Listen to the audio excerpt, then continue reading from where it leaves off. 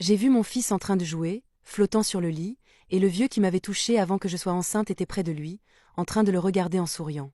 J'ai crié: « Comment avez-vous fait pour entrer? Ne vous approchez pas de mon fils. » Le vieux a ri et a dit: « Non madame, c'est mon fils. » J'étais ébahie. « Comment ça, votre fils ?» À ce moment-là, mon mari est rentré.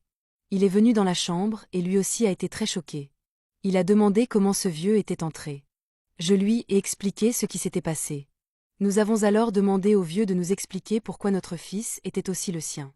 Ce qu'il nous a raconté nous a laissé bouche bée. Il a dit que j'étais déjà enceinte lorsque je l'ai rencontré.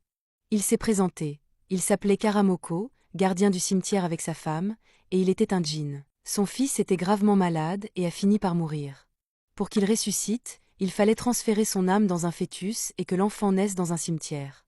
Je lui ai dit que j'avais eu des problèmes de ventre pendant la grossesse. Il a répondu qu'il savait que mon fœtus allait mourir à 4 mois, mais que grâce à l'âme de son fils, il avait sauvé le mien et le sien. Il a ajouté que s'il était là aujourd'hui, c'était pour reprendre son fils. Mon mari et moi avons refusé catégoriquement. C'était notre enfant, nous ne pouvions pas le lui donner.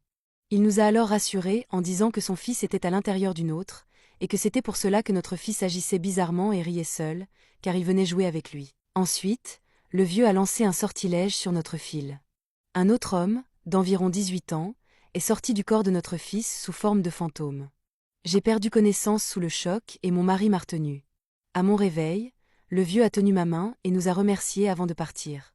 Il nous a dit qu'en guise de remerciement, il veillerait toujours sur notre fils. Nous l'avons remercié à notre tour, puis il est parti. Dans les jours qui ont suivi, mon fils est redevenu normal. J'étais heureuse.